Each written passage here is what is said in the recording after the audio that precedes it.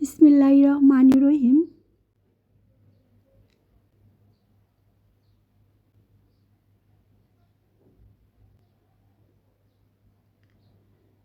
মানুষ আগামীকাল ভাসবে কিনা সেটা চিন্তা নাই, কিন্তু কাল কাকে কিভাবে ঠকানো যায় সেই চিন্তা ঠিকই করে। এটাই বাস্তব মানুষের জীবন। আসসালামু আলাইকুম, আমি জেসিন স্বপ্না ঢাকা থেকে বলছি। জেসিন স্বপ্না ব্লগ থেকে সবাইকে আরেকবার স্বাগতম। কাছে এবং দূরে, দেশ ও দেশের বাইরে যে যেখান থেকে আমার ভিডিও দেখছেন এবং দেখবেন, আশা করছি আল্লাহর রহমতে সবাই ভালো আছেন। আলহামদুলিল্লাহ, আমিও ভালো আছি। মিষ্টি কুমড়ার পুষ্টিগুণ ভরপুর, আমরা অনেকেই জানি। এর পুষ্টিগুণের কোনো বিকল্প নেই।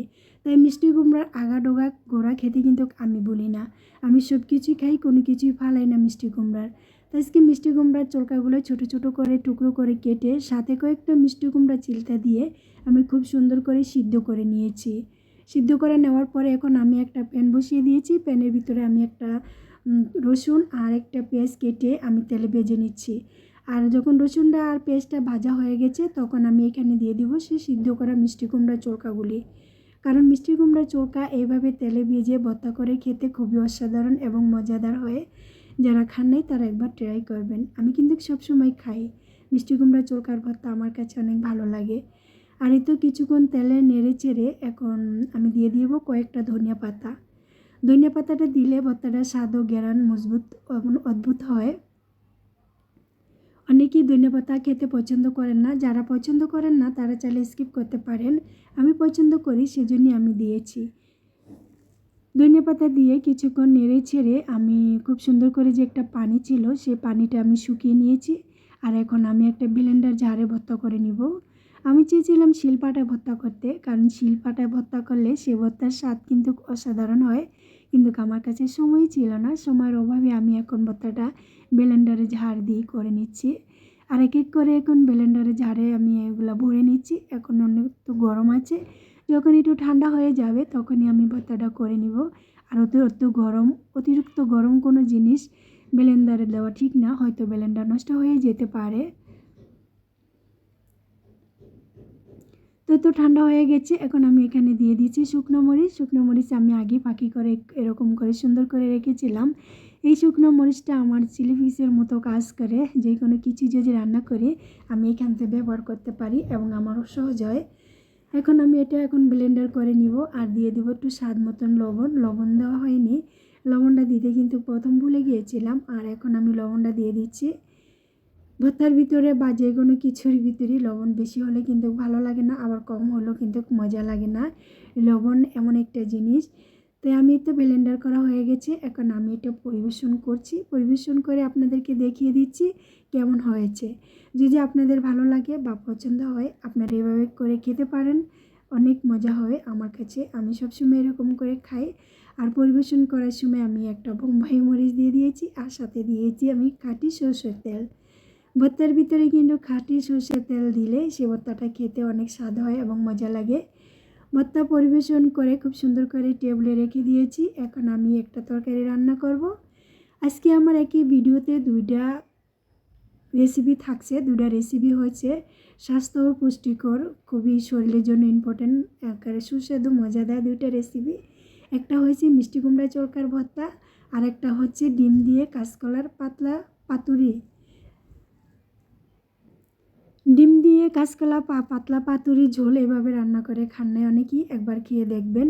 আমরা সবসময় বোনা খাই এবং বোনা খেতে পছন্দ করি। বোনা খেতে খেতে আমরা পাতলা ঝোল খেতে ভুলে গেছি, কিন্তু এই পাতলা ঝোল আমাদের শরীরের জন্য অনেক ইম্পর্ট্যান্ট এবং জরুরি। স্বাস্থ্য সুস্থ দুটোই ভালো রাখে।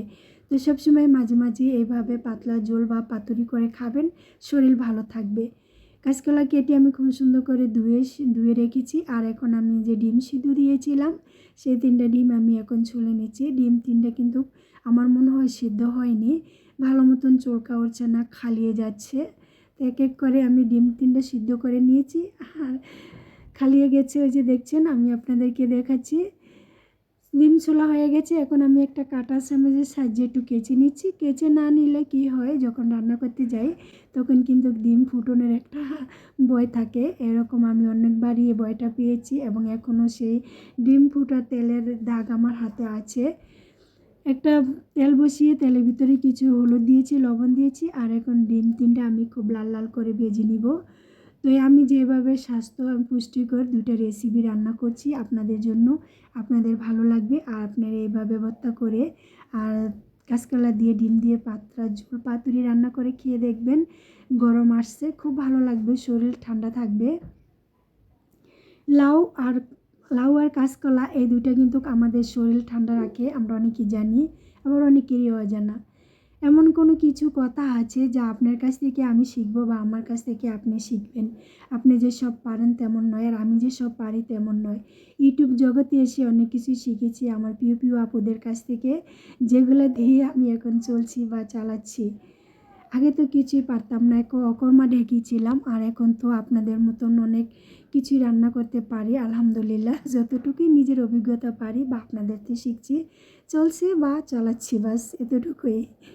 কাঁচকলাগুলো ভাজা হয়ে গেছে, এখন আমি এক এক করে কাঁচকলা উঠিয়ে নিচ্ছি, কারণ কাঁচকলা অনেক নরম ও সফট, বেশি ভাজা যাবে না। বেশি ভাজা যদি যায় তাহলে রান্না করতে গেলে দেখবেন গলে যায়, আর গলে গেলে কিন্তু সে তরকারিটা দেখতে একদমই ভালো লাগে না।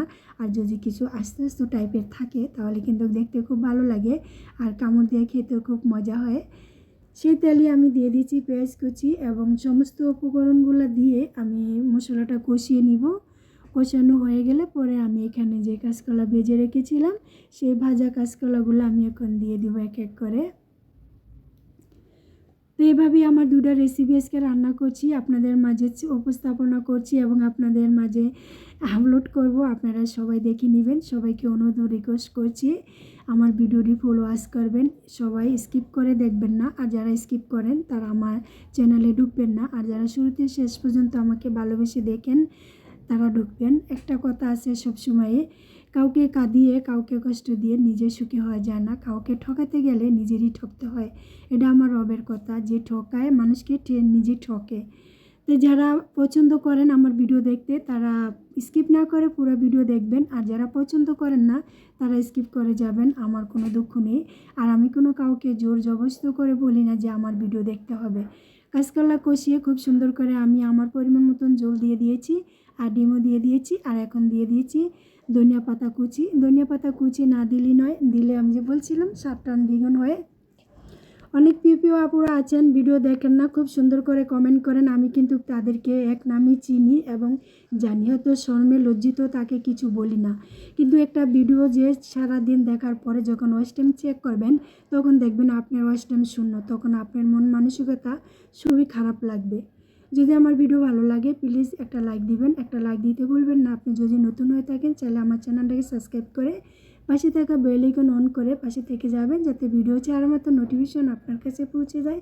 আর আপনি যদি এই কাজটা করে থাকেন আপনাকে অসংখ্য ধন্যবাদ।